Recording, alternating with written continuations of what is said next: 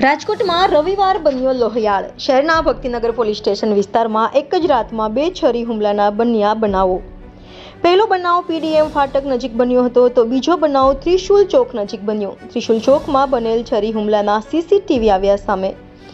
Reporter ભરત ભરવા સાથે Rohit Bhojani, India 24 news, Rajkot.